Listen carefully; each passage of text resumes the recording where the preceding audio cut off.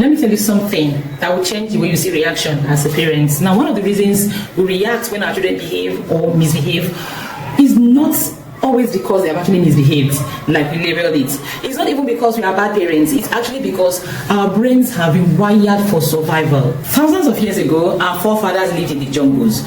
There were no safe houses. And you know what living in the jungle means? It simply means that you are neighbors with wild animals, the lions, the cheetahs, the tigers, the snakes. You were neighbors with them.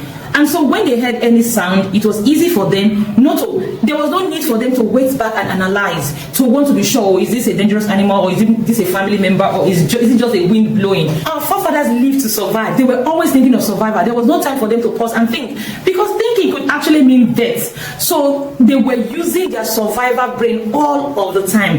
And guess what? Because they used it, the more they used their survival brain, the more that brain was more active than the thinking brain.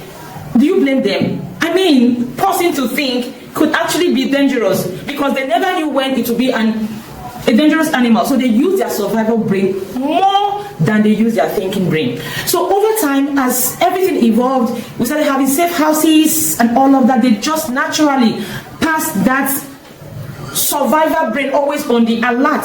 Just pass it to the next generation, the next generation. The next generation, I didn't bother to find out, okay, why are we so reactive?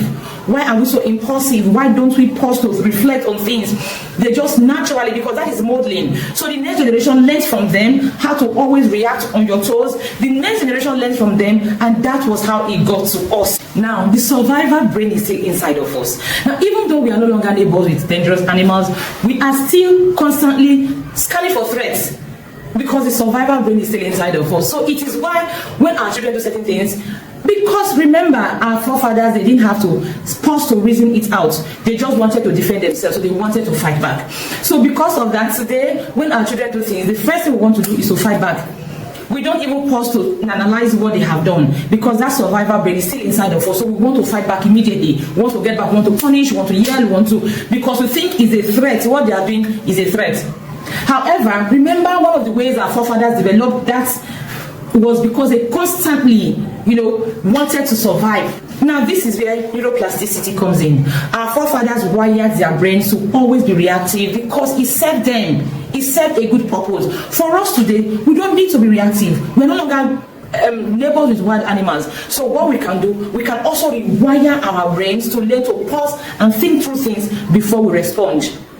So yes, so when your child does anything, don't react like our forefathers, because they are no wild animals. Our children's behaviors are no threats to us, so there is no need to be reactive. So what we want to do now is to learn to rewire our brains back to normal, to not be reactive, rather than responsive. And how do you do that? Just learn to pause. Between the time something happens and when you respond to it, pause, give it a break. It is never an emergency. It is never automatic. Just learn to pause. So tell yourself, I can. Anytime I see people talking about how they were raised on social media or television, it always makes me think. I pause and I ask myself, what will my children say years to come? Will they say I was there for them? Will they say I taught them? Will they say I was present? Will they say I modeled character strength? Will they say I made them? Will they say I broke them? Think about it too. Now, anytime I correct my children, I always ask myself one question. Did I just teach or I just reacted? Because when children misbehave, it is a great opportunity to teach. So do you teach or you just react? When you pick your children up from school or you meet them at home after the day's work, what is the first thing you do? Look around for errors and begin to correct them, or you connect with them?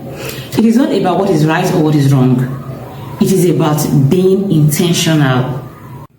When your child makes a mistake, they haven't failed. So cut them some slack. Let them try again. It is how they build resilience. As a parent, one thing you should never forget is that you are always communicating to your children. You may not be talking to them directly, but as long as they are there, you are always telling them how things are done, what should be done, what your values are. Whether you're talking to your nanny, you're talking to your neighbors, you're talking to your spouse, you're talking to your pastors, you are always communicating to them how things should be done. One thing you should learn by all means as a parent is how to pause and think through your actions before you actually carry them out. It is not just about when you are angry, when your child misbehaves. Even when they come asking you a question, you need to always learn to pause and think through. Even when you are with other people, you are not talking to your child, but you are talking to someone else. You should always learn to pause and think through, because your child is always learning. So you want to ask yourself every single time, what am I teaching right now? Your child lies because they don't trust how you will handle the truth. Will you be dramatic? Will you yell? Will you smack?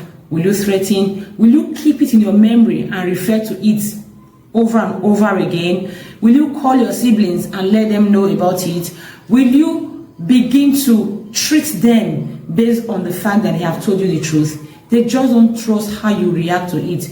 It is why they tell you a lie. I watched a video of former President Olusegun Obasanjo.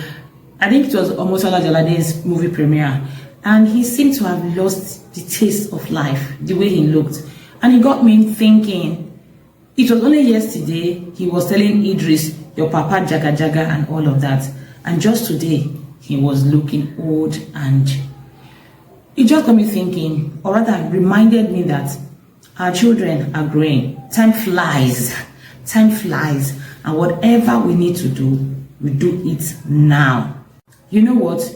Your children will not always remember what they did wrong or right, but they will remember how you made them feel. Because how you made them feel will shape them and will reflect in the choices they will make today and tomorrow. So each time they sit back and wonder, why did I make this choice? They are going to trace back to how you made them feel.